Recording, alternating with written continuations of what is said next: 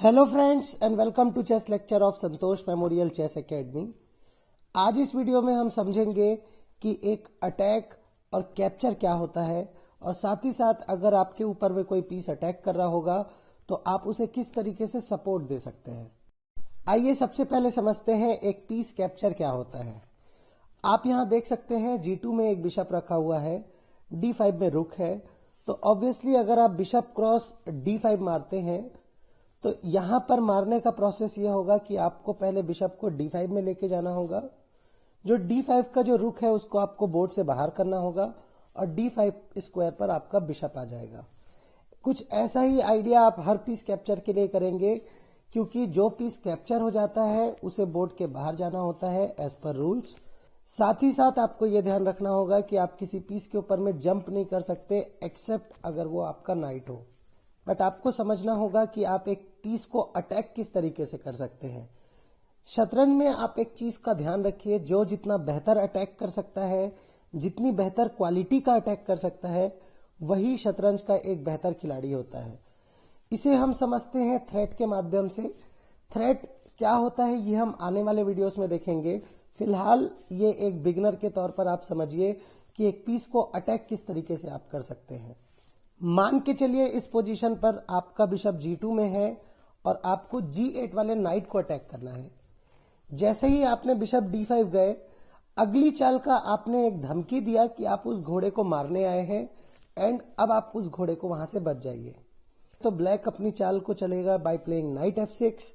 अब आप अगेन देखिए इस पोजीशन पर एक और थ्रेट आ रहा है जो कि ब्लैक ने व्हाइट को दिया है कि अब आप अपने बिशप को बच जाइए, अदरवाइज मैं मारने वाला हूं आपके बिशप को। इसी को कंटिन्यू करते हुए आपके सामने एक और पोजीशन है जिसमें नाइट एक पैदल को अटैक कर रहा है और आपने अभी पॉन को चला D3। अब देखिए D3 ने सपोर्ट किया है ऑब्वियसली E4 पॉन को। अब चाहे ब्लैक के पास में एक ऑप्शन है कि वो E4 पॉन को कैप्चर कर सकता है क्या। ये डिसीजन एक ब्लैक का प्लेयर एक मटेरियल वैल्यू के लिस्ट के आधार पर करेगा जो कि हम पीसेस के लिए असाइन करते हैं। ये मटेरियल वैल्यू आप एक तरीके से उसकी मार्केट वैल्यू के तौर पर ले सकते हैं। जैसे एक पेन की कीमत है 10 रुपए, तो इस पेन की मटेरियल वैल्यू होगी 10 रुपए। ऑब्वियसली अगर मैं आपको गिफ्ट करता हूं तो उसकी कुछ और वैल्यू होती है जो कि ऑब्वियसली 10 रुपए तो नहीं होगी, तो वो आती है, उसे हम बोलते हैं पोजिशनल वैल्यू, जिसके बारे में जब आप और बेहतर खिलाड़ी बन जाएंगे तब हम डिस्कस करेंगे कि एक पीस की पोजिशनल वैल्यू क्या होती है। फिलहाल आइए समझते हैं पीसेस की मटेरियल वैल्यू क्या होती है। पॉन की होती है 1, नाइट की 3, बिशप की 3, रुक की 5, क्वीन की 9 और किंग, क्योंकि आप उसे एक्सचेंज नहीं कर सकते, ट्रेडिंग के लिए यूज नहीं कर सकते, तो इसीलिए उसे हम बोल सकते हैं प्राइसलेस। आपका वो राजा है, राजा को संभाल कर रखिए, कभी एक्सचेंज मत करिए।